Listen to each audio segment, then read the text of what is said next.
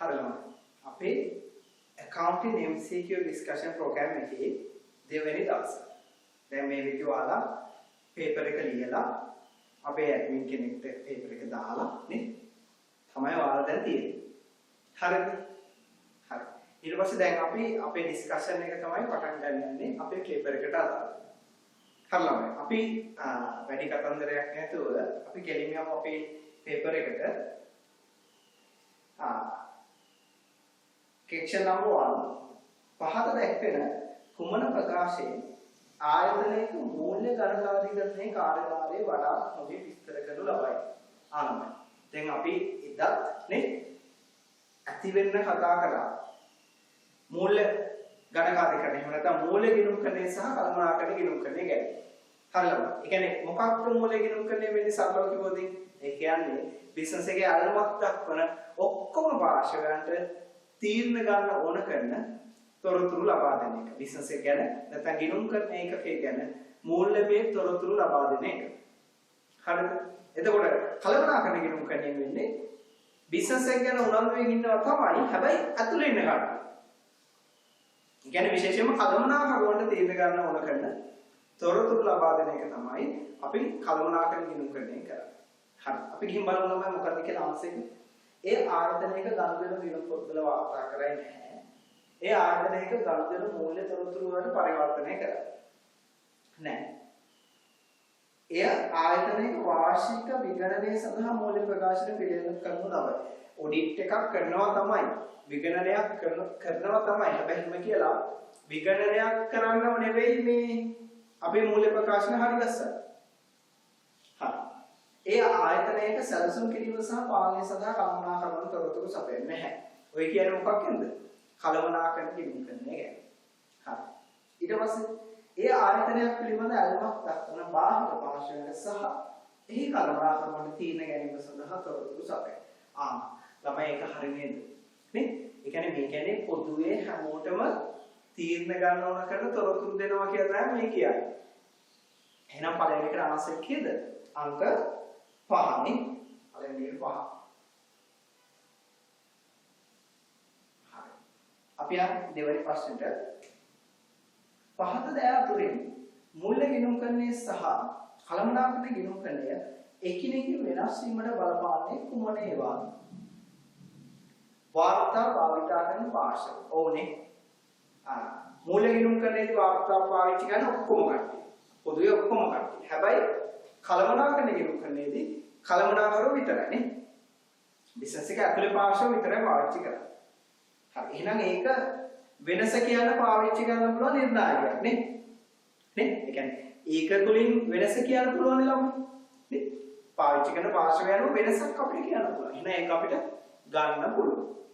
ඊළඟට වාර්තා කරන පාර ගන්න. ඔව්. ඒකත් අපිට ගන්න පුළුවන්. ළමයි කළමනාකරණ ගිණුම්කරණයේදී කළමනාකරුවෝ ඒ අදාළ තොරතුරු ඉල්ලන්නේ මොන වෙලාවටද? අපි ඒක එයාට හරි ගස්සලා දෙන්න ඕනේ. හැබැයි මූල්‍ය ගිණුම්කරණයේදී එහෙම නැහැ. කාලච්ඡේදයකට සැරයක් තමයි.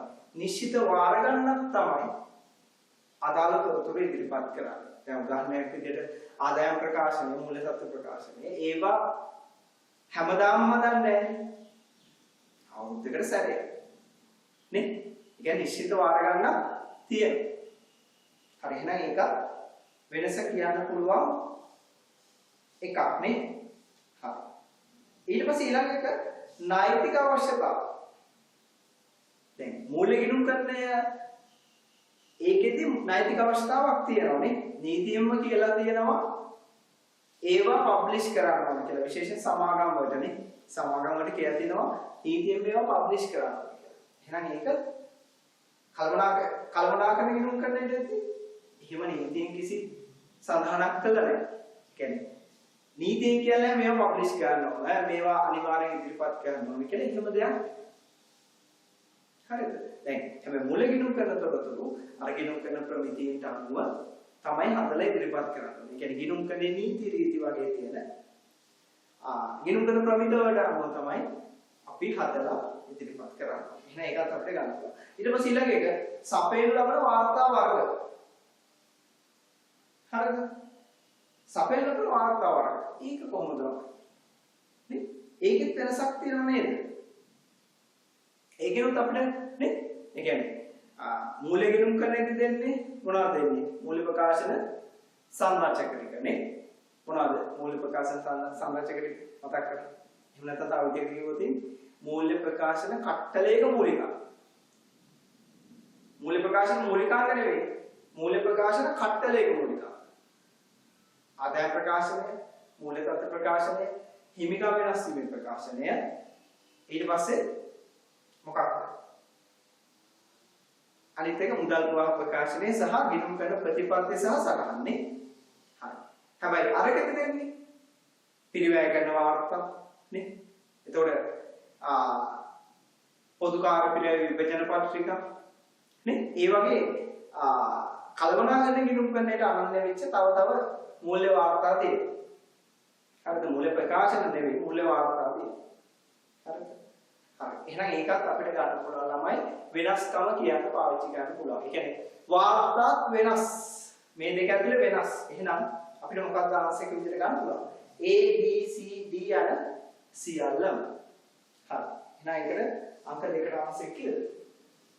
5. දෙකට 5. හරිද? අපි ඊට පස්සේ බලමු අපේ තුන්වෙනි ප්‍රශ්නේ. හරි. අන්න හොඳ ප්‍රශ්නයක් තියෙනවා. මොකෝ මම හොඳයි කියලා කියන්නේ. එතනින් අපිට හොඳ තියරි කොටසක් ආයෙසරක් මතක් කරගන්න පුළුවන්. වැඩි දියුණු කිරීමේ ගුණාත්මක ලක්ෂණ ඇතුළත් නිවැරදි වර්ගීකරණය වන්නේ.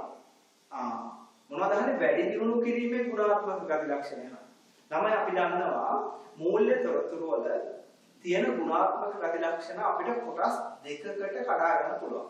එකක් තමයි අනිවාර්යයෙන්ම තියෙන්න ඕනේ. ඒ කියන්නේ මූලිකම ගුණාත්මක ගති ලක්ෂණ. කීයක් තියෙනවද? දෙකක් තියෙනවා. එකක් තමයි අදාළ බව. හරිද? මොකක්ද මේ අදාළ බව කියලා කියන්නේ? මූල්‍ය තොරතුරු වලට පුළුවන්කම තියෙන්න ඕන. තීරණ ගන්න පාර්ශවවල තීරණ වෙනස් කිරීමේ හැකියාවක් තියෙනවා. හරිද? අන්න එහෙම වෙනස් කිරීමේ හැකියාවක් තියෙනවා. තමයි අපි කියන්නේ ඒ මූල්‍ය තොරතුර අදාළ බවින් යුක්තයි කියලා. හරි. ඊට පස්සේ අනිත් මූලිකම ගුණාත්මක ගති ලක්ෂණය මොකක්ද? විශ්වාසනීය නියෝජ්‍යත්වයනේ. ඒ කියන්නේ සරලවම කිව්වොත් තොරතුරු විශ්වාසදායී විදිහට ඉදිරිපත් කළා දෙනවා. හරිද? එතකොට ළමයි ඔන්න ඔය විශ්වාසනීය නියෝජ්‍යත්වයට තහවුරු වෙන්න තව කාරණා ඇත්තටම තුනක් ඉෂ්ට වෙනවා. හරිද? ඒ තොරතුරු තුන ඒ කාරණා තුන තමයි සම්පූර්ණ වෙන්න ඕන. ඒ කියන්නේ අදාළ තොරතුරු සම්පූර්ණ වෙන්න ඕන. ඒ කියන්නේ භාගෙට තියෙන්න බෑ. හරිද? ඊට පස්සේ තොරතුරු මධ්‍යස්ථ වෙනවා. අපක්ෂපාතී වෙනවා. එක පක්ෂයකට හොඳ වෙන්නේ. ඒ කියන්නේ එක කට්ටියක් ගැන හිතලා ඒගොල්ලන්ට වාසිදායක වෙන විදිහට තොරතුරු හදලා තියෙන්න බෑ. හරිද? ඊට පස්සේ අනිත් එක තමයි වැරදි වලින් අවම වෙන්න ඕනේ. එහෙම නැත්නම් සමහර තැන්වල තියෙන වැරදි වලින් තොර වෙන්න ඕනේ කියලා. හරිද? ඒ කියන්නේ ඔක මම නෝට් එකේ ඒ කියන්නේ ඔයගොල්ලන්ගේ නෝට්ස් වල එක එක තැන්වල එක එක විදියට තියෙනවා. සමහර තැන්වල තියෙන වැරදි වලින් අවම වෙන්න ඕනේ කියලා. තවත් සමහර තැන්වල තියෙන වැරදි වලින් තොර වෙන්න ඕනේ කියලා. අපි නේ ප්‍රැක්ටිකලි කතා කරනකොට يعني වැරදි වලින් අවම වෙන්න ඕනේ. ඒ කියන්නේ පුළුවන් තරම් වැරදි අඩු වෙන්න ඕනේ. හරිද? ඒ කියන්නේ ඔන්න ඔය ලක්ෂණ තුන. ඒ කියන්නේ තොරතුරු සම්පූර්ණ නම්, මධ්‍යස්ථ නම්, වැරදි වලින් අවම නම්, නැත්නම් වැරදි වලින් තොර නම් තමයි මූල්‍ය තොරතුරු විශ්වාසනීය නියෝජ්‍යත්වයක් තියෙනවා කියලා අපිට කියන්න පුළුවන්. ඒ මූල්‍ය තොරතුරු වල විශ්වාසනීය නියෝජ්‍යත්වයක් තියෙනවා කියලා අපිට කියන්න පුළුවන්. හරිද? මේ අපි කතා කරන්නේ මොනවද? මූලිකම ගුණාත්මක ගති ලක්ෂණ. ඊට පස්සේ ළමයි තව තියෙනවා මේවා අනිවාර්යයෙන්ම තියෙන්න ඕනේ නැහැ. හරිද? හැබැයි මේවා තිබ්බොත් ඒ තොරතුරු නියමයි. ඒ කියන්නේ වැඩිවෙත් තියෙන්න ඕන ගුණාත්මක ගති ලක්ෂණ. ඒ කියන්නේ මේවා තියෙන එක මාරු. මූලිකවම තියෙන ටිකක් තියෙනවා මේවත් තියෙනවා. හරිද? ඒවට අපි කියන්නේ වැඩි දියුණු කිරීමේ ගුණාත්මක ගති ලක්ෂණ කියලා. හරිද? මේවා හතරක් තියෙනවා. මොනවද හතර? සංසන්දනාත්මක බව. ඒ කියන්නේ මොකක්ද? මූල්‍ය තොරතුරු අපිට පුළුවන් වෙන්න ඕන අපේ පරණ මූල්‍ය තොරතුරු වගේම අපිට සමාන ව්‍යාපාරවල මූල්‍ය තොරතුරු එක්ක සංසන්දනය කරන්නේ. හරිද? ඒක තමයි සංසන්දනාත්මක බව කියලා කියන්නේ. ඊට පස්සේ අනිත් එක තමයි සත්‍යාපනය කළ හැකි බව. ඒ කියන්නේ මූල්‍ය තොරතුරු විශ්වාසදායක විදිහට ඉදිරිපත් කළා තියෙනවා කියලා අපිට පුළුවන් වෙනවා ඔප්පු කරන්න. ඒ කියන්නේ සාක්ෂියක අපිට පුළුවන් නම් ඔප්පු කරන්න. මේවා ඇත්තටම ෂුවර් මූල්‍ය තොරතුරු කියලා. තවත් දෙයක් කිව්වොත් විශ්වාසනීය නියෝජනයක් තියෙනවා කියන එක නෙවෙයි. ඒක තියෙනවා කියලා ඔප්පු කරන්න පුළුවන් නම් අන්න අපි එතකොට කියනවා අන්නේ මූල්‍ය තොරතුරු වල තියෙනවා සත්‍යාපනය කිරීමේ හැකියාව. හරි. ඊට පස්සේ ඊළඟ වැඩි දියුණු කිරීමේ ගුණාත්මක ගති ලක්ෂණය තමයි කාලීන බව. ඒක නම් හරිය ලේසියම. ඒ කියන්නේ කලට වෙලාවට අදාළ තොරතුරු ඉදිරිපත් කරනවා කියන එක. හරිද? ඒක ලේසියි. හරි. ඊට පස්සේ අන්තිම එක තේරුම් ගත හැකි බව. ඒ කියන්නේ තීරණ ගන්න කට්ටියට වැඩි නෙවෙයි පොඩි ළමයින්ට උනත් තේරුම් ගන්න පුළුවන් විදිහට නම් මූල්‍ය තොරතුරු ඉදිරිපත් කරලා තියෙන්නේ. අපි කියනවා ඒක ඒ කියන්නේ තේරුම් ගන්න පුළුවන්. ඒක වැඩි දියුණු කිරීමේ ගුණාත්මක ගති ලක්ෂණ. එහෙනම් අයිසරයක් මම මතක් කරවතින් මූලික ගුණාත්මක ගති ලක්ෂණ දෙකයි අදාළ බව සහ විශ්වාසනීය නියෝජනය. විශ්වාසනීය නියෝජනයේ තහවුරු වෙන කාරණා තුනක් ඕන. සම්පූර්ණ වෙන්න ඕන, මධ්‍යස්ථ වෙන්න ඕන සහ වැරදි වලින් තොර වෙන්න ඕන නැත්නම් අවම වෙන්න ඕන. හරිද? ඊට පස්සේ වැඩි දියුණු කිරීමේ ගුණාත්මක ගති ලක්ෂණ හතරයි. සංසන්දනාත්මක බව, සත්‍යාපනය කළ හැකි බව, කාලීන බව සහ තේරුම් ගත හැකි බව. එහෙනම් ඔය ඔක්කොම ළමයි ටික ඔළුවේ තියාගෙන අපි යන් අපේ විසික එක බලමු. හරිද? දැන් ඔය සෙට් එක ආයේ ජීවිතේට අමතක කරන්න බෑ හොඳ. දැන් මම ඊළඟ දවසේ මේ ප්‍රශ්නයක් ආවම ආයේ ඔය ඔක්කොම මුලින් ඉඳන් කිව්කේ ඉන්නේ නැහැ. හරිද? ඒ කියන්නේ මෙතන දැන් කියන්න ඕන ටික ඔක්කොම කියනවා. දැන් මේ ඕල් වීඩියෝස් වල මම මේ තියරි පැහැදිලි කරන හුඟක් වෙලා ගන්නේ ආයි මේවා කියන්නේ නැහැ හොඳේ. හරිද? ආයි මේවා කියන්නේ නැහැ. ඉස්සරහට පේපර්ස් වල ඔයාලට ගණන් තමයි වැඩිපුර තියෙන්නේ. ඒ නිසා මම මේ තියරි කොටස් දැන් වැඩිපුර ආයෙ කියන්නේ. හරි. අපි ගිහින් දැන් MCQ එක බලමු. වැඩි දියුණු කිරීමේ ගුණාත්මක ලක්ෂණ ඇතුළත් නිවැරදි වර්ගීකරණය වන්නේ. අවබෝධ කර ගත හැකි බව, ඒ කියන්නේ තේරුම් ගත හැකි බව, සත්‍යාපනය කළ හැකි බව, අදාළ බව, සැසඳිය හැකි බව. නෑ. ඒකේ අදාළ බව තියෙනවනේ. අවබෝධ කරගත හැකි බව, සරල බව, සංගත බව. ඒ කියන්නේ ඒකාකාරී කියන්නේ. ඒක අදාළත්වයක් නැහැ. සැසඳිය හැකි බව. නෑ. ඒකත් නෙමෙයි. අවබෝධ කරගත හැකි බව, සත්‍යාපනය කළ හැකි බව, සැසඳිය හැකි බව, කාලීන බව. අන්න ළමයි අවශ්‍යයි. අංක 3 තමයි අවශ්‍යයි.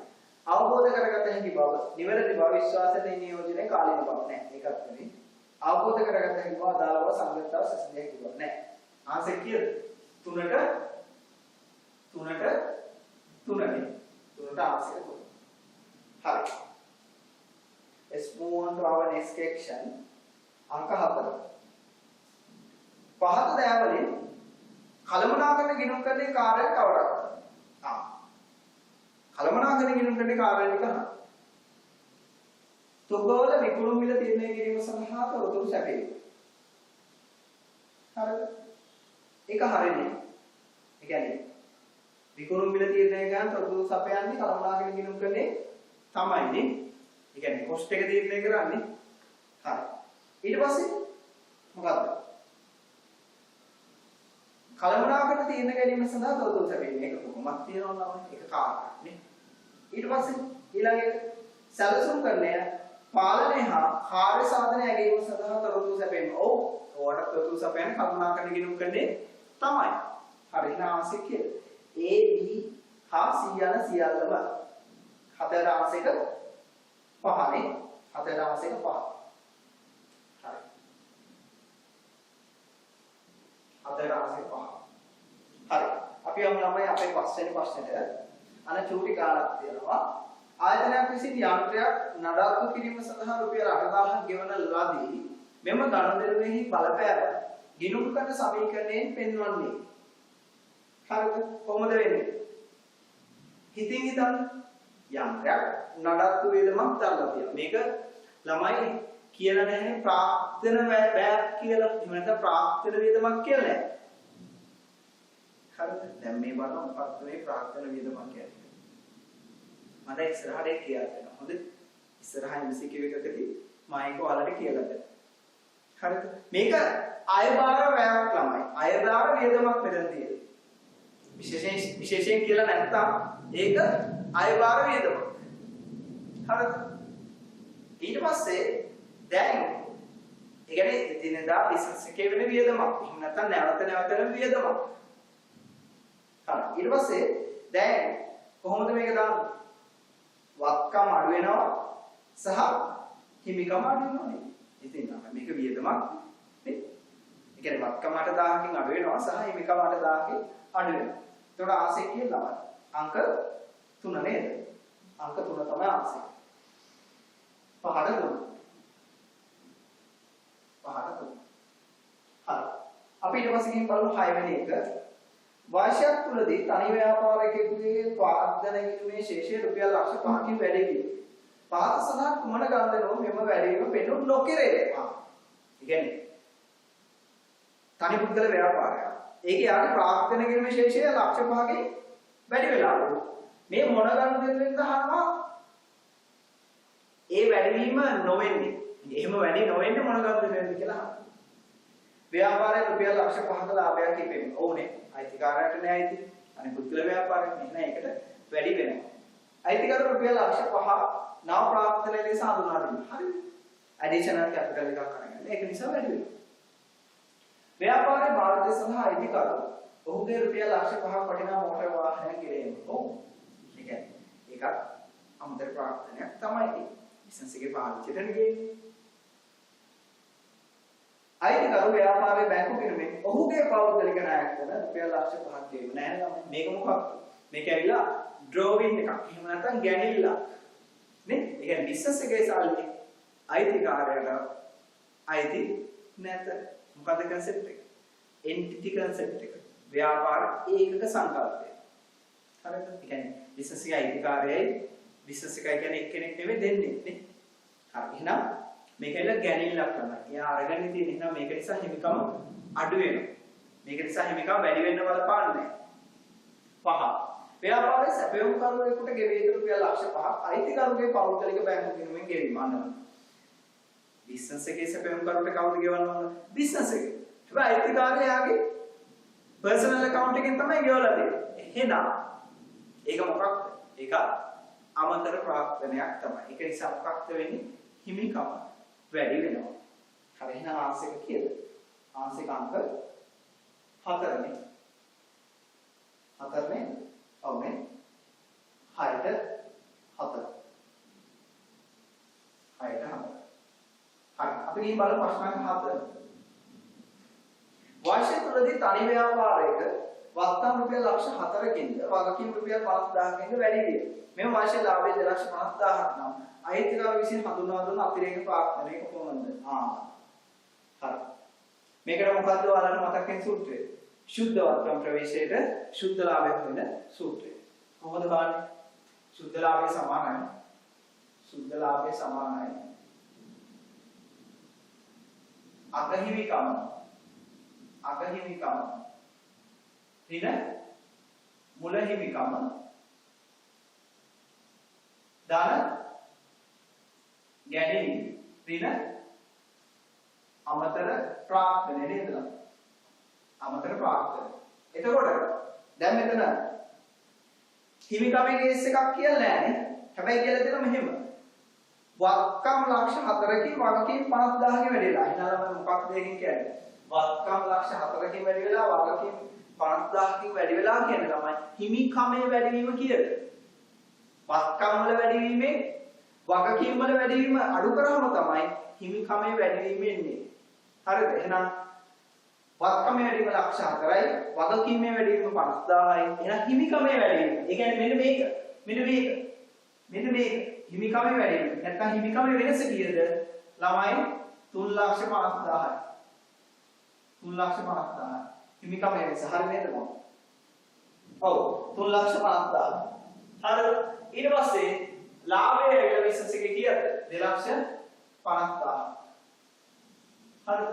එහෙනම් හිතන්න ගැණිලි කළ නැහැ ළමයි. ගැණිලි නැත. ගැණිලි නැහැ. ධන ගැණිලි 0. එහෙනම් අමතර ප්‍රාර්ථනයේ කීයක් වුණොත්ද මේ විදිහට ලාභ 2,50,000 වෙන්නේ? ලක්ෂයක් නෙමෙයි. ලක්ෂයක්. එහෙනම් ආංශික කීයද? ආංශික ලක්ෂයනේ. අමතර ප්‍රාර්ථනයේ ලක්ෂය. හඳුන්වා දීපු අමතර ප්‍රාර්ථනයේ ලක්ෂය. එහෙනම් 7ට ආංශික කීයද? රුපියල් ලක්ෂය. රුපියල් ලක්ෂය. හරිද? අපි ඊට පස්සේ බලමු අපේ 8 වෙනි ප්‍රශ්නේ නේද? 8 වෙනි ප්‍රශ්නේ.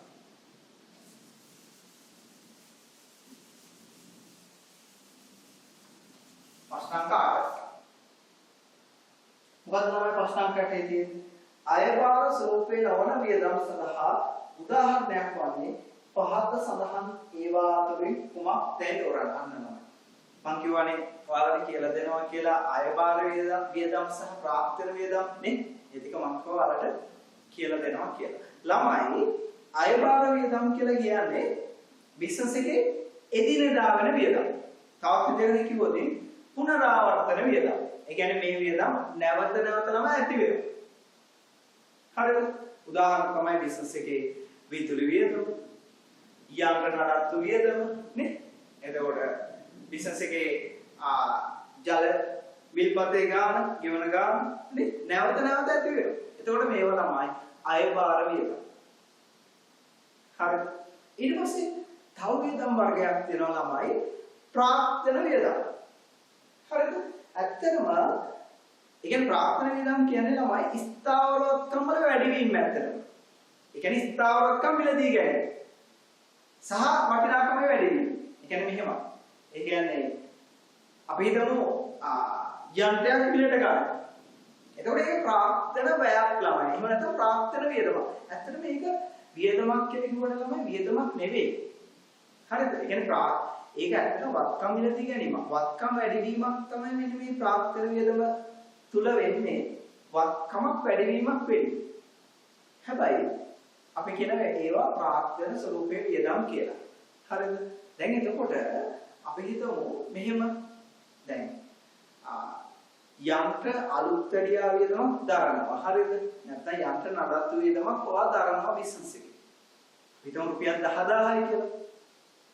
හරිද? හිතමු ওই යන්ත්‍ර නඩත්තු වියදම කිසි දෙයක් කියලා නැත්නම් ඒක අයභාර වියදමක්. එහෙම නැත්නම් සාමාන්‍ය වියදමක්.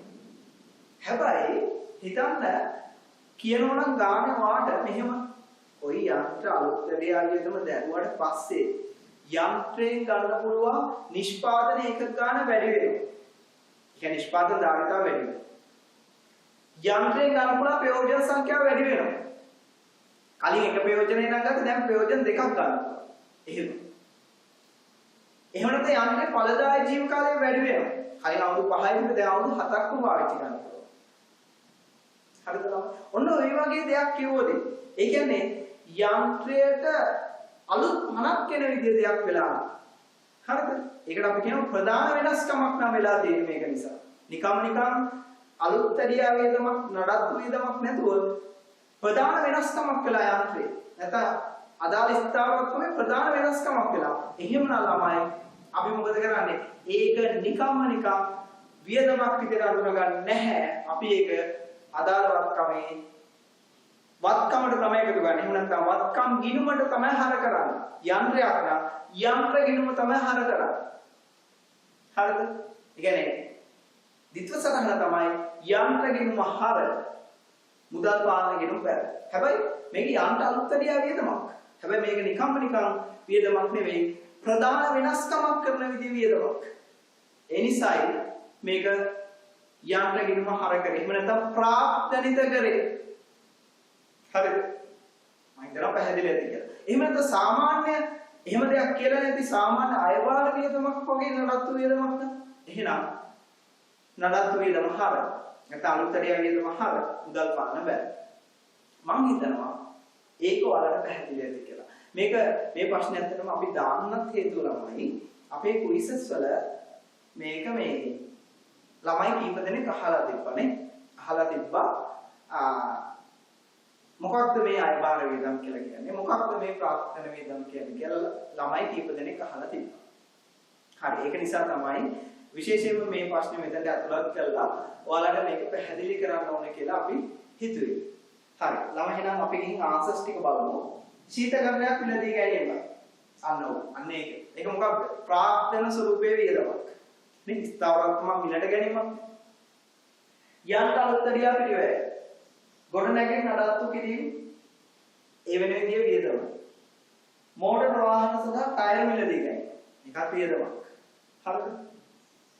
අනිත් එක මොකක්ද? හරිද? ශීතකරණ අලුත්තරියා වියදම. හරිද? ඒකත් වියදමක්. හැබැයි ඔය කියපු අර මුල්ලේක අර අනිත් හතරම අරහිම ප්‍රධාන වෙනස්කමක් වෙන විදිහේ වියදමක් කියලා කිව්වද ඒක මොකක්ද? එහෙනම් ඒක අයබාර ස්වරූපයේ වියදමක්ද? නැහැ. ඒක ප්‍රාර්ථන ස්වරූපයේ වියදමක්.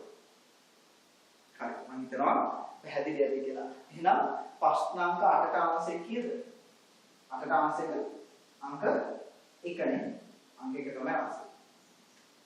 හරිද? ඒ කියන්නේ අයබාර වේදම් සහ ප්‍රාර්ථන වේදම් ආය අමතක කරන්න එපා. හරිද? දැන් ආයි කාගෙන්වත් අහන්න ඕනේ නැහැ ඔයාලා. හරිද? දැන් ඔක අමතක කරන්නේ නැතුව හැමදාම ඔළුවේ තියාගන්න. ඔක ඔයාලට LKS 16 පාඩමේදී ඔයාලා ඉගෙන ගන්න. අදාළ ස්ථාවරත්වයේ ප්‍රධාන වෙනස්කමක් වෙනවා කියන්නේ මොකක්ද කියලා ඔයාලා ඉගෙන ගන්න ඉතින්. හරිද? අපි යම් ප්‍රශ්නාංක කීයටද? ප්‍රශ්නාංක 9ට. හරි. සමාගමක වාර්ෂික මහා සභාව රැස්වීමේදී ඉදිරිපත් කරන ලබන මූල්‍ය ප්‍රකාශ සම්බන්ධයෙන් පහත කුමන ප්‍රකාශ නිවැරදිද? හරි. මොකක්ද අහනවා නිවැරදි? අපි ගිහින් කියලා බලමු. වාර්ෂිකව පිළියෙල කරන බැරි ඒවා පොදු පරමාර්ථ මූල්‍ය ප්‍රකාශන ලෙස හඳුන්වන්නේ. නෑ නේ ළමයි. අවුරුද්දක සැරයක් හදන නිසා නෙවෙයි මට පොදු පරමාර්ථ කියන්නේ. පොදුවේ හැමෝටම ඒ තොරතුරු ඉදිරිපත් කරන නිසා නේ. පොදුවේ හැමෝටම තීරණ ගන්න ඒවා පබ්ලිෂ් කරන නිසා. හරිද? නැත්නම් මේ අවුරුද්දක සැරයක් හදන නිසා නෙවෙයි. ඊළඟ එක තොරතුරු අපේක්ෂා කරන භාෂාවෙන් තීරණ ගැනීමට ඉදිරිපත් කරන බැරි ඒවා විශේෂ පරමාර්ථ මූල්‍ය ප්‍රකාශ නෑ. විශේෂ පරමාර්ථ කියන්නේ මොකක්ද? කලමනාකරන ගිණුම් කරන තොරතුරු වලට. හරිද? මේකට නෙමෙයි. හරිද? මේ කතා කරන්නේ මූල්‍ය ගිණුම් කරන තොරතුරු නේ. මූල්‍ය ගිණුම් කරන්නේ තොරතුරු ගැන තමයි මේ කතා කරන්නේ. ඊළඟ එක කොටස් සීමේට පමණක් ඉදිරිපත් කරන බැවින් ඒවා විශේෂ පරමාර්ථ මූල්‍ය ප්‍රකාශ නෑ. හරිද? මේක එකක් කොටස් සීමේට විතරකුත් නෙමෙයි මේවා ඉදිරිපත් කරන්නේ. අනිත් එක කොටස් සීමේට ඉදිරිපත් කරන්නේ නෑ කලමනාකරන ගිණුම් කරන තොරතුරු. එයාලට ඉදිරිපත් කරන්නේ මූල්‍ය ගිණුම් කරන තොරතුරු. එහෙම නැත්නම් පොදු පරමාර්ථ ගිණුම් කරන තොරතුරු. හරි. සමාගමට ආවේනික වූ නිශ්චිත මූලධර්ම පදනම් හා නීතිය අනුගමනය කරන නිසා ඒවා විශේෂ පරමාර්ථ මූල්‍ය ප්‍රකාශ ලෙස හඳුන්වනවා. නැත්ද? එහෙම එකක් නෙවෙයි. හරි. අන්තිමේට තොරතුරු අපේක්ෂා කරන භාෂාවේ පොදු තොරතුරු අවශ්‍යතාව සපුරා ගන්න බැවින් ඒවා පොදු පරමාර්ථ මූල්‍ය ප්‍රකාශන ලෙස හඳුන්වනවා. That is your answer. ඒක තමයි answer එක. එහෙනම් answer කීයද? 9ට කීයද? අංක 5. 9ට අංක 5. 9ට අංක 5. හරි. ඊට පස්සේ අපි බලමු ප්‍රශ්නාංක 10. හරි. ඒක ලේසි ප්‍රශ්නයක් අතරම බලමු ඉක්මනට. ව්‍යාපාර ආයතනයක් විසින් 10%ක වෙළඳ වට්ටමකට යටත් ලකුණු කළ වෙන රුපියල් ලක්ෂ 2ක් වූ බාණ්ඩ ණය පදනම මත මිලදී කරන අල්ලා තියෙනවා. මෙම ගනුදෙනුවෙහි බලපෑම ගිණුම් කරන සමීකරණය නිරූපණය කරනවා. හරිද? ඒ කියන්නේ ගනුදෙනුව දැන් අපි ණයට තමයි මිලදී අරන් තියෙන්නේ. හරිද? හැබැයි අපි අරගෙන තියෙන්නේ කීයටද? රුපියල් ලක්ෂ 2කටද නැත්නම් 1,80,000කටද? 1,80,000කට නේද ළමයි. ඒ කියන්නේ ලක්ෂ 2 කියන්නේ බිලේ ගහලා තිබ්බ ගා. ලකුණු කරපොම ලයිට් ගත වෙන්න. හැබැයි අපිට වෙළඳ වට්ටමක් හම්ුණා 110කට. අපි ළමයි වෙළඳ වට්ටම අපි දන්නවා ගිණුම් ගත කරන්නේ නැහැ. ඒක අඩු කරලා යන ගන්ධණු ඇත්තටම වෙච්ච ගාන තමයි අපි ගිණුම් ගත කරන්නේ. එහෙනම් ගන්ධණු ඇත්තටම වෙච්ච ගාන 1,80,000යි. හරිද? දැන් අතන මොකද බෝඩ් එකේ ලියන්න ඕනෙත් නෑ. හරි ලේසි MCQ එකක්. එහෙනම් 1,80,000කට නම් ගන්ධණු උනේ මොකද්ද වෙන්නේ? තොග කියන වක්කම් වැඩි වෙනවා 1,80,000කින්. ණය හිමියෝ කියන වක්කම් වැඩි වෙනවා 1,80,000කින්. එහෙනම් මෙතන ආසය කීයද? අංක 1නේ. මේවා ඇත්තටම ලේසි පේපර් එකක්. මේ හරි. ඔයාලා දැන් හිතනවා ඇති අපේ ලේසි පේපර්ම තමයි දෙන්නේ කියලා. පොඩක් ඉවසලා ඉන්නකො. චුට්ටක් ඉන්න ඉවසලා. හරිද? මේ මුල් පේපර්ස් යන්නේ. හරිද? හරි. අපි බලමු ප්‍රශ්න අංක 10. ආන්සර් එක කියලා. ආන්සර් එක අංක 1. හරි. ඊට පස්සේ ප්‍රශ්න අංක 11ට ව්‍යාපාරික සිදු පහත ගනුදෙනු හා සිද්ධි ගිණුම් වර්ෂ අවසානයේ එම වත්කම් වගකීම් සහ හිමිකම් වැඩි වීමට අඩු වීමට හෝ වෙනස් නොවීමට හේතු වන්නේදයි සඳහන් කරන්නේ. හරි අපි බලමු පොඩ්ඩක් 11. මේකම ලියගමු වත්කම් ඊට පස්සේ දෙනවා මොකක් වගකීම් හිමිකම් වගකීම් ඊට පස්සේ හිමිකම්. හරි ඒ බලමු ඒ නිසා මොකද වෙන්නේ? අයිතිකරුවන්ගේ ප්‍රාර්ථනාව ලබා ගැනීම. ආලම මොකද වෙන්නේ? වත්කම් වැඩි වෙනවානේ. වත්කම් වැඩි වෙයි. හරිද? ඊට පස්සේ හිමිකම් වැඩි වෙන්නේ. හිමිකම් වැඩි. B අඩමාන ණය සඳහා වෙන් කිරීම. මොකද දෙත්ව සටහන? මොකද ඩබල් එන්ට්‍රි එක? අඩමාන ණය වේදම් හර අඩමාන ණය වෙන් කිරීම බෑ. එහෙනම් මොකක්ද වෙන්නේ? වත්කම් මොකක්ද වෙන්නේ ඔක නිසා? අඩමාන ණය වෙන් කිරීම නිසා වත්කම කඩ වෙනවා. ඒ අඩමාන ණය වෙන් කිරීම කියන්නේ වත්කම් වර්ගයේ ගිණුමක්. හැබැයි වත්කම් අඩු වීමේ ගිණුමක්. හරිද? ඒ නිසා මොකද වෙන්නේ ළමයි? වත්කම් අඩු වෙන්නේ. මේක නිසායි අඩමාන ණය වෙන් කිරීමේ ගිණුමට බැලන වෙන්නේ. ඒ කියන්නේ වත්කම අඩු තමයි වෙන්නේ. අඩු වෙයි. වත්කම් අඩු වෙයි. හරිද? ඊට පස්සේ හිමිකම අඩු වෙයි. හිමිකම අඩු වෙයි. හරි ඊට පස්සේ C බලමු. C පොලිය සහිතව ණය වාරිකයක් ගෙවනවා. පොලියත් එක්ක ගෙවන්න. අපි හිතමු ණය වාරිකේ 12000යි. හැබැයි ණයෙන් අඩු වෙන්නේ 10000යි. පොලිය රුපියල් 2000යි. මොකක්ද වෙන්නේ? වත්කම් කොහොමද අඩු වෙන්නේ? සල්ලි වලින් ගෙවනවා කියලා හිතමු. වත්කම් අඩු වෙනවා. හරි ඊට පස්සේ වගකීමුත් අඩු වෙනවා. ඇයි? ණයෙන් අඩු වෙන කොටසෙන් වගකීම් අඩු වෙනවා. ඊට පස්සේ හිමිකමත් අඩු වෙනවා. මොකද? පොලිය කියන්නේ වියදමක් නිසා. හරි ඊට පස්සේ D එක. D අන්න මේක හුඟක් කට්ටිය වරද්දපු එකක් සහ හුඟක් කට්ටියට ආන්සර් එක හිතා ගන්න බැරි එකක්. මොකක්ද තියෙන්නේ? වර්ෂයේ අවසානයේදී සාමාන්‍ය කොටස් හිමියට ලාභාංශ ප්‍රකාශයට පත් වෙනවා. සමාගමේ අපි ගම බිස්නස් එක සමාගම හරි කොටස් හිමියට ලාභාංශ ප්‍රකාශයට පත් කළා විතරයි. ගනුදෙනුවක් වෙලාද නැහැ. ගනුදෙනුවක් වෙලා නැහැ නම. එහෙනම් මේක අපි ඇත්තටම ගිණුම්ගත කරන්න ඕන නැහැනේ. අපි මේක මූල්‍ය ප්‍රකාශනවල කරන්නේ සටහනක් විදියට දානවා විතරයි. සටහනක් විදියට ලියනවා අවසන් ලාභාංශ මෙන්න මෙච්චර ගාන ප්‍රකාශයටපත් කළා කියලා. ඒ ඇරෙන්න ගෙවනකම් ඇත්තටම. හරිද? මේක ගිණුම්ගත කරන්නේ නැත. හරිද? එහෙනම් මේකක්වත් හරිද? මොකක්ද වෙන්නේ? වෙනස් නොවේ. වෙනස් නොවේ. මේක වෙනස් වෙන්නේ නැහැ. වෙනස් නොවේ. හරිද? මේකත් එහෙමයි. වෙනස් නොවේ. මේකත් එහෙම වෙනස් නොවේ. දැන් මේ මෙතන මේවා මොකෝ? දැන් මේවා ඉදා ගන්නකොට වෙනස් නොවේ කියලා ලියන්න. හරිද? හරිද නේද? එතකොට මේ සෙට් එකම ලියන්න ඕනේ. ආන්සර් එක ලියන්න. දැන් ඊළඟ වත්කම් වැඩි වේ, වගකීම් වෙනස් නොවේ, හිමිකම් වැඩි වේ කියලා ලියන්න. එහෙම කම්ප්ලීට් ආන්සර් එක ලියන්න. හරි. එහෙනම් මම හිතනවා 11ට ආන්සර් එක පැහැදිලි ඇති කියලා. හරි. ප්‍රශ්න 12ට යන්න කලින් අපි මේ ටික මකා ගමු. හරි. අපි ඊට පස්සේ ගමු ප්‍රශ්න 12. ගිහින් බලමු. ව්‍යාපාරික ණයහිමියෙකුට ගෙවිය යුතු රුපියල් ලක්ෂයක ශේෂයක් එහි අයිතිකරු විසින් ඔහුගේ පෞද්ගලික මුදලින් පියවන ලදී. පියවන අවස්ථාවේදී ණයහිමියා විසින් රුපියල් 10000ක වට්ටමක් දෙන ලදී. මෙම ගනුදෙනුව වගකීම් සහ හිමිකමට කරන බලපෑම ගිණුම් කරන සමීකරණෙහි දක්වනවා. අපි ගන්නේ වගකීම් වල සහ ළමයි හිමිකමට කරන බලපෑම විතර. හරිද? දැන් බලන්න. දැන් අයිතිකාරයන් මේක සෙටල් කරන්නේ නේ? කීයක ශේෂයක්ද? ලක්ෂයක ශේෂයක්. ණය හිමියට යන ලක්ෂයක් තමයි සිදු කරන්නේ. එතකොට කොහොම හරි අවසාන වශයෙන් ණය හිමියා කීයද අඩුවෙන්නේ? 100ක් අඩුවෙනවා. වගකීම 100ක් අඩුවෙනවා. හිතන්න රුපියල් 10000ක වට්ටමක් හම් වෙන නිසා මොකද වෙන්නේ? හිමිකම 10ක් වැඩි වෙනවා. අද වට්ටම නිසා හිමිකම 10ක් වැඩි වෙනවා. ඊට පස්සේ දැන් ලක්ෂයක් සිදු කරන්න රුපියල් 90000 දැන් අයිතිකාරය ගෙවලා තියෙන්නේ. අයි මොකද 10000ක අද වට්ටමක් හම්බුණා. ඒ නිසා ඒක මොකක්ද බිස්නස් එකට? අමතර ප්‍රාර්ථනයක්. ඒක නිසා මොකද වෙන්නේ? හිමිකම වැඩි වෙනවා 90ක්. එහෙනම් වෙන දේ මේකයි. වගකීම් ලක්ෂයකින් අඩු වෙනවා.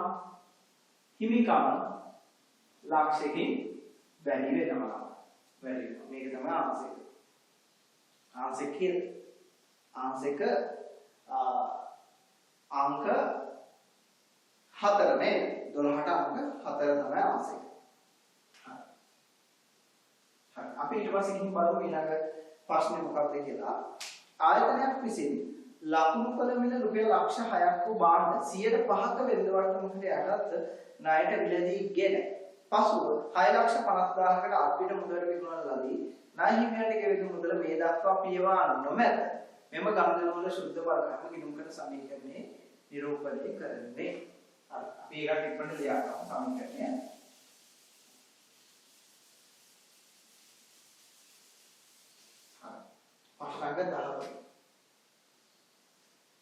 සමීකරණය අපි මේකේ තියෙන විදිහටම ලියාගමු. වත්කම් සමාන වගකීම් ධන හිමිකම්. වගකීම් ධන හිමිකම් නේ. මේකේ තියෙන විදිහටම අපි සමීකරණය ලියාගමු. ඊට පස්සේ ලකුණු කළ මිල ලක්ෂ 6ක භාණ්ඩ 105ක වට්ටම්කට යටත් තමයි ණයට මිල දෙක තියෙන්නේ. එහෙනම් අපි ළමයි කලින් කතා කරා. අපි ගන්නේ ලක්ෂ 6 දෙන්න නැත්නම් 105 අඩු කරලා ගන්දරුල ඇත්තටම වෙච්ච වටිනාකමද? ඇත්තටම වෙච්ච වටිනාකම. මොකද අපි වෙළඳ වට්ටම් ගිණුම් ගත කරන්නේ නැහැ. එහෙනම් ලක්ෂයට 110ක් 60000ක් 105ක් කියන්නේ කීයද? 30000යි. එහෙනම් 5,70,000ක් නේද අපි ණයට අරන් තියෙන්නේ. ණයට මිලදී අරන්නේ. එහෙනම් ඒක නිසා මොකද වෙන්නේ? තොගේ කියන වත්කම් වෙනවා 570ක්. ණය හිමියෝ කියන වගකීම් වෙනවා 570ක්. හරි නේද?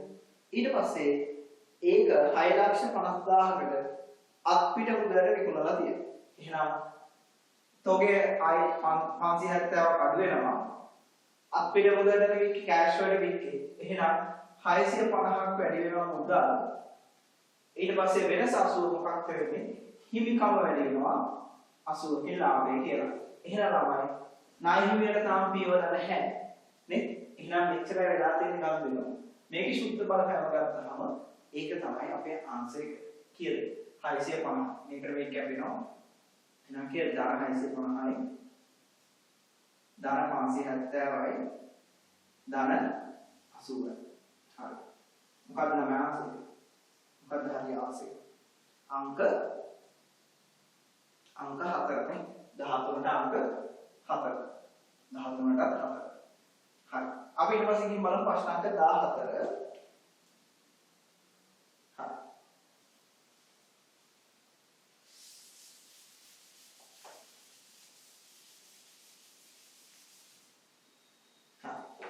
සුමුදු රුපියල් ලක්ෂ 8ක් මුදලින් ආයෝජනය කරමින් 2021 දින සිල්ලර වෙළඳ ව්‍යාපාරයක් ආරම්භ කළේය.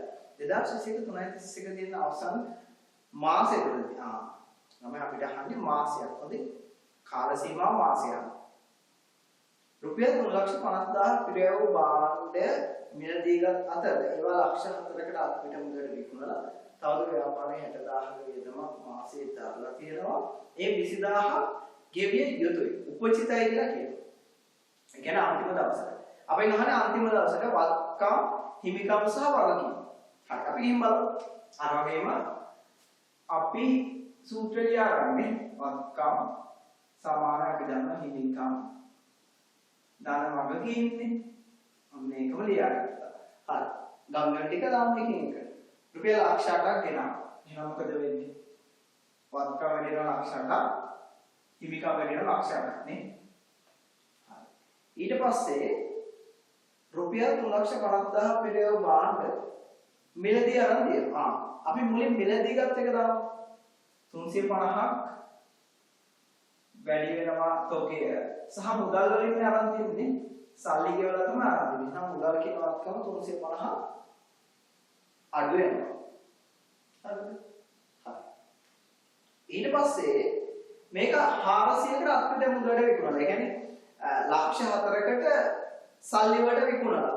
එහෙනම් මොකෝ වෙන්නේ? මේ තෝකයක් අඩු වෙනවා නේද? 350 අඩු වෙනවා. සහ මුදල් වැඩි වෙනවා ලක්ෂ 4ක්. ලාභය කීයද තමයි? ලාභය අපි දන්නා හිමිකමට එනවා කීයද? 50. හරිද? ඊට පස්සේ අන්තිම එක ව්‍යාපාරයේ රුපියල් 60000ක වියදමක් මාසෙන් දරලා තියෙනවා. ඒ 20000ක උපජිතය. අපි දන්නවා ළමයි. ඒ කියන්නේ වියදම 60000යි. හැබැයි ඒකෙන් 20000ක් තාම ගෙවන්න තියෙනවා. අපි දන්නවා ළමයි උපජිත සංකල්පයට අනුව ආදායමක් හරි වියදමක් හරි මුදලින් ලැබිච්ච ප්‍රමාණයවත් වියදමක් නම් මුදලින් ගෙවපු ප්‍රමාණයවත් නෙවෙයි අපි කාලච්ඡේදයේ ආදායම සහ වියදම විදිහට අඳුනගන්නේ කාලච්ඡේදයට අදාළ ප්‍රමාණය. එහෙනම් දැන් මෙතන නම් කීයද 60000. ඒක තමයි අපි හිමිකමෙන් අඩු කරන්නේ. ඒක තමයි අපේ කාලච්ඡේදයේ වියදම. හැබැයි මුදල් වලින් කියලා අඩු වෙලා තියෙන්නේ 40යි. නේ? මොකද කෑෂ් වලින් ගෙවලා තියෙන 40යි. 20ක් මොකක්ද? උපජිත වියදමක් නේ. එහෙනම් වගකීමක් වැඩෙනවා 20ක්. එහෙනම් ඔයා මෙන්න මේ ටිකේ සුද්ධ බලපෑම ගත්තට පස්සේ අන්න ඒක තමයි ළමයි ඔයාගේ අංශය කියන්නේ. අපි බලමු. මෙතන දාන 20යි. මෙතන 800යි. 850යි කියලා. 790 නේ. දාන 790. හරි. මෙතන කීයද? මෙතන දැන් මේ දෙක එකතු කරලා දෙනවා. ඔයාට ඒක 810යි. අපි බලමු හරිද කියලා. 800යි. මේකට මේක කැපෙනවා. මෙතන 50යි. ඉතින් 40ක් කරනවා. එහෙනම් මෙන්න මේක තමයි ආන්සර් එක කියලා ආන්සර් එක. ආන්සර් එකක් නෑ. මෙන්න මේක තමයි එන්නේ. අන්තිම දවසේ වත්කම් 8,10,000 හිමිකම් 7,90,000 වගකීම් 20,000යි. මේක තමයි ඔයාගේ ආන්සර් එක වෙන්නේ. හරි. හරිද? හරි. අපි ගිහින් බලමු ප්‍රශ්න අංක 15. ළමයි මේ ඔයාලට හිතනවා ඇති මේ ප්‍රශ්නෙම කතා කරගෙන යනවා කියලා. ඔව් ළමයි. හරිද? පන්තියක් තියෙන ඉගෙන ගන්න. හරිද? බණ අහන්න ඕන නම් එහෙම නැත්නම් කාගේ හරි කුණු ගොඩක් අහන්න ඕන නම් ඒවට අදාළ වෙනම YouTube videos බලන්න. හැබැයි පන්ති ඇතුලේ එහෙම නැත්නම් පාඩමක් ඉගෙන ගන්නදී පේපර් එකක් කතා කරද්දී විශේෂ විතර. හරිද? කම්මැලි වෙනවා නම් වීඩියෝ එක නතර කරලා පොඩ්ඩක් ඉඳලා ආයෙ වෙල බලන්න. හරිද? ඒ අරගෙන පන්තියක් තියෙන්නේ අනුන්ගේ කුණු ගොඩවල් කතා කරන්න නෙවෙයි. හරිද? තියෙන්නේ ඉගෙන ගන්න. හරි. පොඩි දෙයක් කිව්වේ. හරි. අපි යන 15 වෙනි ප්‍රශ්නේ බලමු. මූල්‍ය වාර්ෂයක් තුලදී ව්‍යාපාරයක් විසින් උපයන ලද ලාභය නිරූපණය කරන සමීකරණය වඩුවේ. අපි ආයෙ කියන සමීකරණෙනි සුද්ධවත්කම් ප්‍රවේශයක සුද්ධ ලාභය වෙන සමීකරණය. මොකක්ද? අග හිමිකම ඍණ මුල හිමිකම ධන ගැනීමලි ඍණ අමතර ප්‍රාප්ත. දැන් මෙතන නම් ඒක කොහොමද තියෙන්නේ? මොකක්ද අපිට ගන්න පුළුවන්? කියන එකද? පහ නේද? එහෙමද? නෑ නේ පහ නෙවෙයි. පස්වෙනි එක නෙවෙයි. අසර අග හිමිකම ඍණ මුල හිමිකම හතරක් නෙවෙයි. ඍණ ගැනීමලි ධන ප්‍රාප්ත වෙන්නේ නැහැ. තුනක් නෙවෙයි. මොකක්ද ගන්න පුළුවන්? කිවෙන එකද? දෙවෙනි එක නේද? දෙවෙනි එක නේද ගැලපෙන්නේ? අග හිමිකමෙන් කොහොම හරි වසල මුල හිමිකම අඩු වෙලා තියෙනවා. අන්තිමට හරි අග හරි සහ ගැණිලි එකතු වෙලා තියෙනවා. නව ප්‍රාර්ථනය හඳුන්වා දීම අඩු වෙලා තියෙනවා. එහෙනම් අපේ කැරක්ටර් ආන්සර් එක කීයද? 15ට අංක 2. 15ට අංක 2. හරි. අපි ගිහින් බලමු ප්‍රශ්න අංක 16. වත්කම් සම්බන්ධයෙන් නිවැරදි නොවන ප්‍රකාශය වන්නේ. වත්කම් ජංගම හා ජංගම නොවන ලෙස බෙදා දැක්විය හැකියි. හරිනේ. අපි කරන්ට් ඇසෙට්ස් සහ නන් කරන්ට් ඇසෙට්ස් කියලා වත්කම් කොටස් දෙකකට බෙදනවා ළමයිනේ. එහෙනම් ඒක හරි. වත්කම් සම්බන්ධයෙන් නීත්‍යානුකූල අයිතිය සෑම විටම ව්‍යාපාරයේ සතු වේ. ඒක චුට්ටක් තියන්න. අපි බලමු තුන්වෙනි එක. අතීත සිදුවීමක ප්‍රතිඵලයක් ලෙස වත්කම් හටගෙන ඇත. ඔව්. කලින් ඒක ගත්ත නිසා තමයි කලින් හම්බෙච්ච නිසා තමයි දැන් වත්කම තියෙන්නේ. අතීත සිදුවීමක ප්‍රතිඵලයක්. හරිද? 4. වත්කම් සම්බන්ධයෙන් අනාගත ආර්ථික ප්‍රතිලාභ ව්‍යාපාරයට ගලා යන දාන්න වත්කමක මූලිකම ලක්ෂණය ඔක තමයි. ඒක වත්කමක් වෙන්නේම අනාගත ආර්ථික ප්‍රතිලාභ බිස්නස් එකට ගලා යනවා තමයි. හරිද? ඊට පස්සේ පස්වෙනි එක වත්කම් හඳුනා ගැනීමේදී එහි පිළිවෙල විශ්වාසනීය ලෙස බැලිය හැකි වේ යුතුය. ඔව්. බිස්නස් එකේ මූල්‍ය ප්‍රකාශන වල වත්කමක් හඳුනා ගන්න ඒකේ පිළිවෙල ඒකේ වටිනාකම හරියට කියන්න පුළුවන් වෙනවා. හරියට කියන්න බැරි නම් අපි කොහොමද මූල්‍ය ප්‍රකාශන වල සටහන් කරන්නේ? මෙන්න මේ ගාන වත්කමක් දෙනවා කියන්නේ. ඒකේ පිළිවෙල හරියට විශ්වාසදායක විදියට හරියටම තිතටම කියන්න පුළුවන් වෙනවා. හරිද? මම හිතනවා පැහැදිලි ඇති කියලා. එහෙනම් ඒකත් හරි. අපි තියලා මොකද්ද? වත්කම් සම්බන්ධයෙන් නීත්‍යානුකූල ඇති සෑම විට ව්‍යාපාරයේ සතු වේ. ඒක වැරදි ළමයි. හොඳම උදාහරණ මොකක්ද දන්නවද? අපි හිතමු ලීස් එකක් දාලා ඔයාගන්නව බිස්නස් එකට කාර් එකක් ගන්න. හරිද? හිතන්න කාර් එකේ ඇත්තටම අයිතිය තියෙන කාටද? ලීසින් කම්පැනි එකට නේ? ඒ කියන්නේ අපි වාහනයක කියලා ඉවරන කාර් ලීසින් කම්පැනි එකට තමයි අයිතිය තියෙන්නේ. හැබැයි ඇත්තටම මේකේ වැඩ ගන්න කවුද? අපි. බිස්නස් එකේ අපි තමයි ගන්නේ. ඒ නිසා අපි ළමයි කාර් එක බිස්නස් එකේ වත්කමක් විදිහට තමයි අඳුනගන්නේ. හරිද? ඇත්තටම ඔයාලා කල්පදු ප්‍රමිතිය ඉගෙන ගත්තාම ඔයාලා ඉගෙන ගන්නවා ඒක වාසකහන් කරනවා වත්කම භාවිතයිදී කියලා වත්කමක් විදිහට තමයි ඒක අඳුරගන්නේ. මොකද නීත්‍යානුකූලව අයිතිය නැතුණාට ඇත්තටම පාවිච්චි කරන්නේ අපි නිසා. මෙතන තියෙන සංකල්පය කවුන්ට් කන්සෙප්ට් එක තමයි යථාරූපී සංකල්පය. ඇත්ත ඇති සැටියෙන් පෙන්නන්නේ. හරිද? ඒ කියන්නේ නීතිය හැටියට අයිතිය ලීසින් කම්පැනි එකට වෙන්න පුළුවන්. හැබැයි ඇත්තටම මේකේ වැඩක් ගන්න අපිනේ. ඒ නිසා අපි තමයි මේක වත්කමක් විදිහට හඳුනගන්නේ. එහෙනම් නීත්‍යානුකූලයි සෑම විටම ව්‍යාපාරයේ සතු වීම අවශ්‍ය නැහැ. ව්‍යාපාරයේ වත්කමක් විදිහට හඳුනගන්න. Understood? හරි. එහෙනම් ආන්සර් කියන්න. 16ට අංක 1. 16ට 2. හරි. අපි ප්‍රශ්න අංක 14. ව්‍යාපාරික හිමිකම් වෙනස් වීමට බලපාන කරුණු පමණක් ඇතුළත් පිළිතුරු තෝරා. අයිතිකරු සතු රුපියල් 1523ක් වටිනා මෝටර රථයේ ව්‍යාපාර කටයුතු සඳහා යෙදෙන ඕනේ ළමයි. නේ? ඒ කියන්නේ මේක ඇවිල්ලා අමතර ප්‍රාර්ථනයක් නෙමෙයි. ඇඩිෂනල් කැපිටල් එක. ඒක නිසා මොකද වෙන්නේ? හිමිකම වැඩි වෙනවා නේ. හිමිකමේ වෙනසකට බලපාන. අයිතිකරුගේ නිවසේ විදුලි බිල 6000 ව්‍යාපාරයේ මුදල් වලින් ගේම. ඔව්. ඇයි මේක ගැණිල්ලක් නේ? ඒ නිසා හිමිකම අඩු වෙනවා. ව්‍යාපාරයේ දුරකථන ගාස්තු 10000 ගේම. ඔව්. වියදමක් නිසා හිමිකම අඩු වෙනවා. ව්‍යාපාරයේ ප්‍රයෝජනෙ පිස 10 ලක්ෂයක් ගෙවා ඩීබල් උපකරණ මිලට ගන්නේ නැහැ. මේක අයිතිකාරයෙකුගේ සම්බන්ධයක් නෑ. නේ? බිස්නස් එකේ සල්ලි වලින් ගෙවලා ලීබල් කරනවා. හිමිකමට සම්බන්ධයක් නැහැ. ව්‍යාපාරයේ ස්ථාවර තැන්පතුන් සඳහා පොලිය වශයෙන් 25000ක් ලැබෙනවා. ළමයි මේක ආදායමක් නේ. ආදායමක් නිසා මොකද වෙන්නේ? හිමිකම වැඩි වෙනවා. එහෙනම් ඒකත් හිමිකම වෙනස් වෙන බලපාන. එහෙනම් D හැරෙන්න ඔක්කොම එනවා. A B C and E කියලා මේ ඔක්කොම එනවා. එහෙනම් ආසෙකේ අංක 1 17 අංක 1 17 අංක 1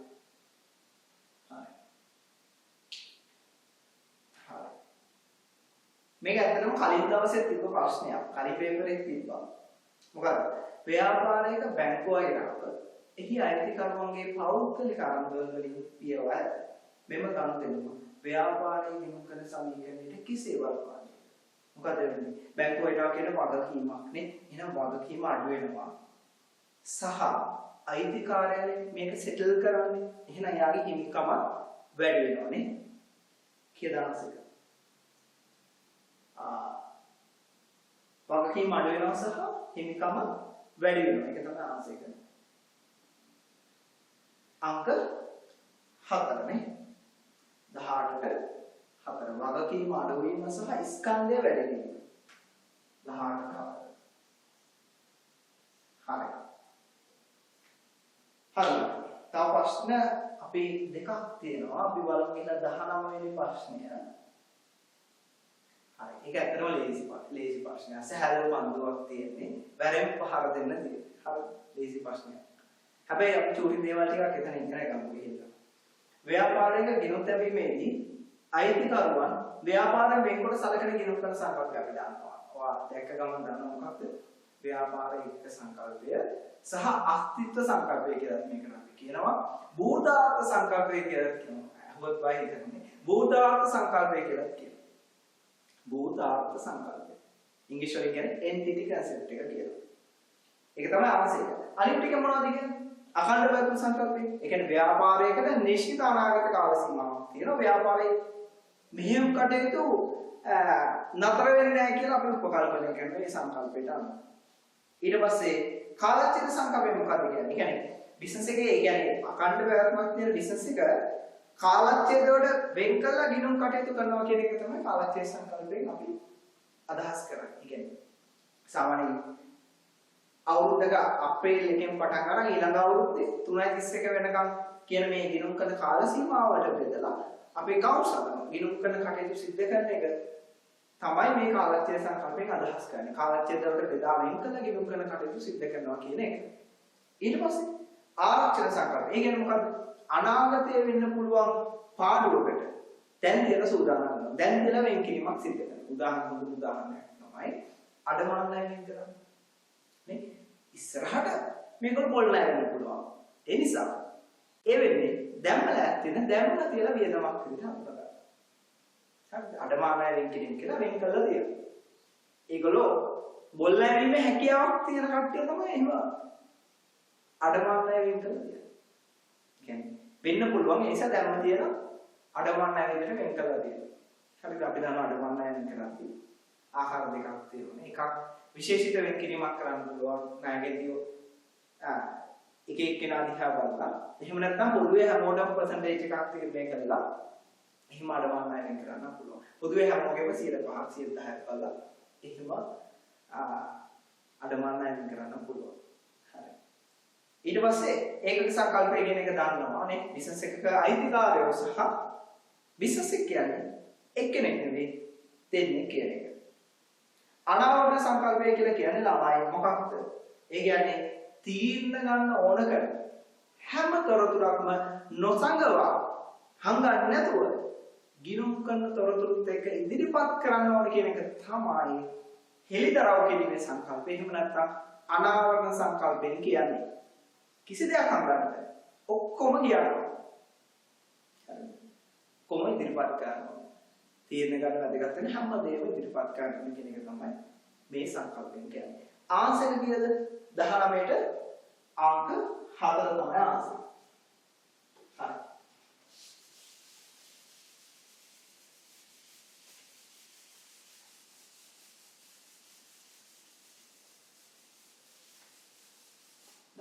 කියන ආන්සර් අංක 4. අපි බලමු ඉස්සර අපේ පේපර් එකේ අන්තිම ප්‍රශ්නේ මොකක්ද?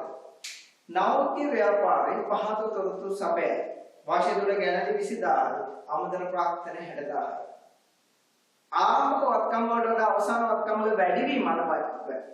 වත්කම් වල වැඩිවීමක් තියෙන්නේ. හරිද? වගකීම් වල මොකක්ද තියෙන්නේ? අඩුවීමක් තියෙන්නේ ලක්ෂ 2ක. අඩුවීමක් තියෙන්නේ. එහෙනම් මොකද කරන්නේ?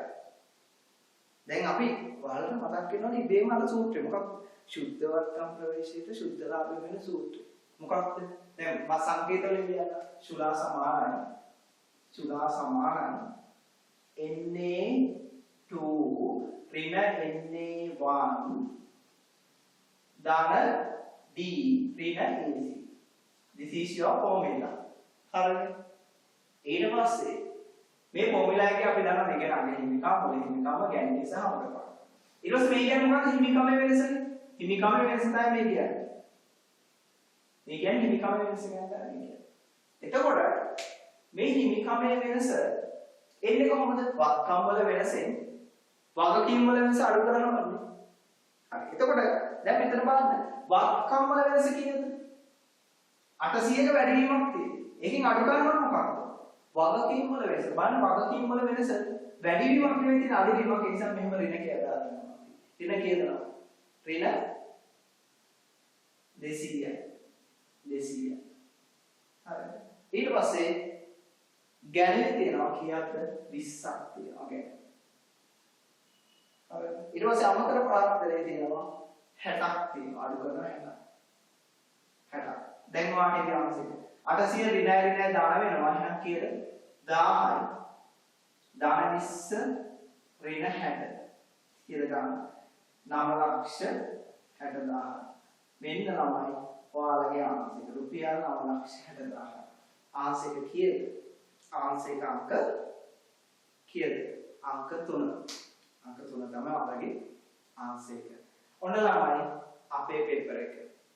accounting MCQ discussion program එකේ දෙවනි පේපර් එක. හරි. ඔයාලට චූටි මතක් කිරීමක් ආයෙසරයක් කරන්න ඕන. ළමයි මේක process එකක්. එක දවසක් ඔයා මේ ප්‍රෝග්‍රෑම් එක කරා කියලා හරියන්නේ නැහැ. අපේ අරමුණ තමයි accounting MCQ paper එකේ ලකුණු 100ම ගන්න එක. හරිද? අනේ 100 ගන්න නම් ඔයා මේ process එකේ දිගටම යන්න ඕන. සෙනසුරාදා උදේට දාන paper එක රෑ 10ට කලින් paper එක කරන්න. ඔයාලට අනිත් කළ තියෙන admin අක්කට හරි අයියට හරි මේ paper එක දාන්න. මේ paper එක කරද්දී timing එක අරගෙන කරන්න. මිනිත්තු 45 නම් මිනිත්තු 45 ඇතුලේ කරන්න. හැබැයි මෙහෙමයි මිනිත්තු 45යි කියලා සැරින් සැරේ මිනිත්තු 45 කම්ප්ලීට් කරන්න එපා. හොඳයි. එක දිගට කරන්න මිනිත්තු 45. හරි. ඊට පස්සේ කරලා එක දාන්න.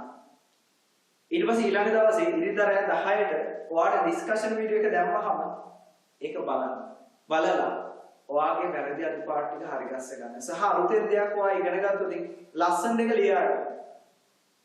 හරිද? ඔන්න ඔහොම තමයි ළමයි. ඔයා MCQ එක හරි ගස්ස ගන්න. හරිද? ඒ නිසා ඔයාලට මේ මතක් කිරීමක් කරනවා. හරි. එහෙනම් ළමයි ඊළඟ සතියේ අපේ paper 3 එකේ discussion එකත් එක්ක හම්බ වෙන බලාපොරොත්තු වෙමින් ඔයාලට A level සුබ වෙන සුබදායි සතියක්.